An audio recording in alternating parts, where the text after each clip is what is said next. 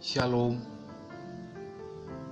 damai di hati, selamat pagi, rekan-rekan pemuda Jemaat Gemim Setia Kudus Pondang, wilayah Amurang 3 yang dikasihi dan diberkati Tuhan. Di saat teduh saat ini, mari kita siapkan hati dan pikiran kita untuk membaca dan merenungkan lagi bagian dari firman Tuhan. Namun sebelumnya, mari kita berdoa. Bapa di dalam kerajaan surga, Bapa yang kami sembah dalam roh dan kebenaran. Terpujilah Engkau Tuhan, Bapa pemelihara dan penilik kehidupan kami. Kami bersyukur, berterima kasih atas berkat penyertaan-Mu, sehingga Engkau masih membangunkan lagi kami di hari ini, dengan tubuh yang sehat, kuat, dan diberkati Tuhan. Ya Bapa, sebelum mengawali seluruh rangkaian aktivitas kami mau membaca dan merenungkan bagian dari firman Tuhan.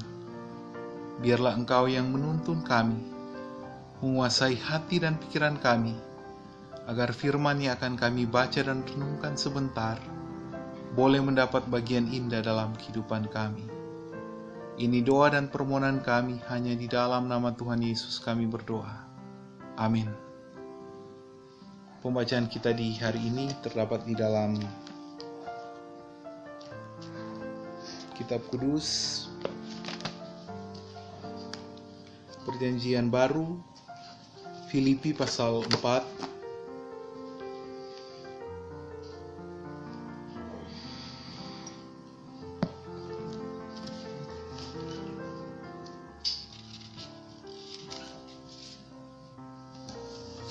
ayatnya yang kedua dan ayat yang ketiga. Filipi 4 ayat 2 dan ayat 3. Firman Tuhan berkata demikian.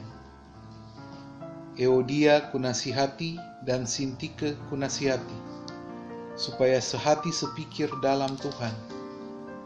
Bahkan kuminta kepadamu juga, Sunsugos temanku yang setia, tolonglah mereka, karena mereka telah berjuang dengan aku dalam pekabaran Injil, bersama-sama dengan Clemens dan kawan-kawanku sekerja yang lain, yang nama-namanya tercantum dalam kitab kehidupan. Rekan-rekan yang dikasihi dan diberkati Tuhan, Shalom, damai di hati. Puji Tuhan, hari ini kita bisa bertemu dalam suatu situasi yang seluruh dunia alami, sehingga ruang gerak sosial untuk bertemu secara langsung terbatas. Tapi dengan adanya teknologi, kita dimudahkan untuk bisa saling berinteraksi lewat media-media sosial yang ada, sehingga pelayanan tetap bisa dijalankan dengan segala sesuatu yang ada di sekitar kita.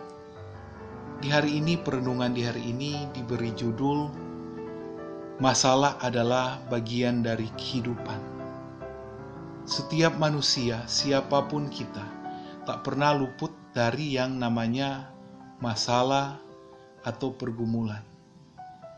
Tidak ada satupun manusia di dunia ini yang tidak pernah mengalami masalah. Tetapi yang jadi pertanyaan di sini, bagaimana respon kita menghadapi masalah yang ada?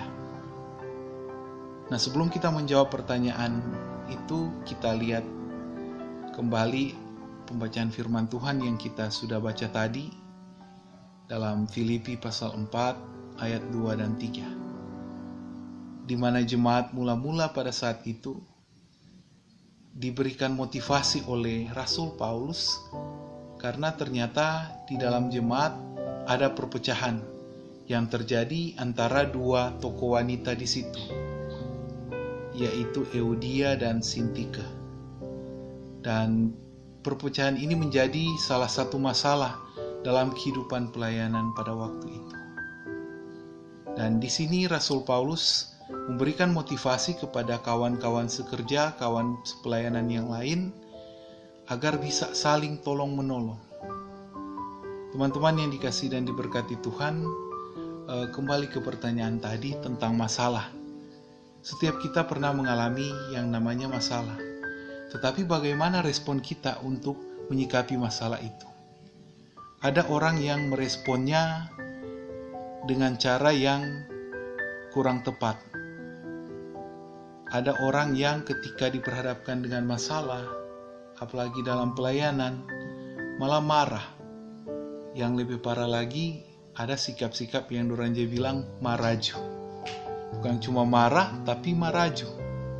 Nah, ini adalah respon yang kurang tepat ketika menghadapi masalah. Karena ketika Tuhan izinkan masalah itu terjadi dalam kehidupan kita, itu sebenarnya kita harus syukuri. Karena di balik masalah itu Dia mengajarkan kita untuk lebih sabar. Dia mengajarkan kepada kita untuk tidak egois, tidak mementingkan diri sendiri. Karena banyak kali terjadi masalah itu dimulai dari perbedaan pendapat, dan ketika pendapat saya tidak didengarkan atau pendapat saya tidak diikuti, malah itu menimbulkan suatu perpecahan. Rekan-rekan pemuda yang dikasihi dan diberkati Tuhan, bukan hanya saja dalam pelayanan, tetapi dimanapun terkadang masalah itu terjadi. Dalam lingkungan keluarga, dalam lingkungan pergaulan, dalam lingkungan pekerjaan. Tetapi sebagai orang Kristen, kita diajarkan lagi oleh Rasul Paulus di saat ini melalui kitab Filipi, agar bagaimana kita menyikapi masalah itu. Masalah memang bagian dari kehidupan, tetapi bagaimana kita menyikapi masalah itu adalah cara bagaimana kita menjalani kehidupan kita. Karena selalu sebagai orang Kristen kita diajarkan oleh kasih. Memang marah, emosi, tidak sabar, itu sikap yang manusiawi. Tetapi dengan adanya kasih, kita boleh belajar bagaimana menjadi lebih sabar, bagaimana menjadi pribadi yang lebih baik lagi, dan justru masalah itu yang menempa kita agar semakin hari kita semakin dimurnikan seperti emas yang murni. Dan ada satu hal yang harus kita syukuri sebagai orang Kristen, sebagai pelayan-pelayan Tuhan, ketika kita menyerahkan kehidupan kita di dalam Tuhan untuk melayaninya. Di sini dikatakan bahwa rasul-rasul pada waktu itu ketika mereka melayani, namanya telah tercantum dalam kitab kehidupan. Kita harus yakini, kita harus imani bahwa bila nanti sangkakala menggegap dan zaman berhenti, ada nama kita dibacakan. Karena itu di hari ini biarlah kita boleh menjalaninya dengan penuh ucapan syukur. Apapun masalah yang mungkin terjadi, yang mungkin Tuhan izinkan kita alami, yang ada di hadapan kita, apalagi situasi seperti ini, situasi yang sangat rentan.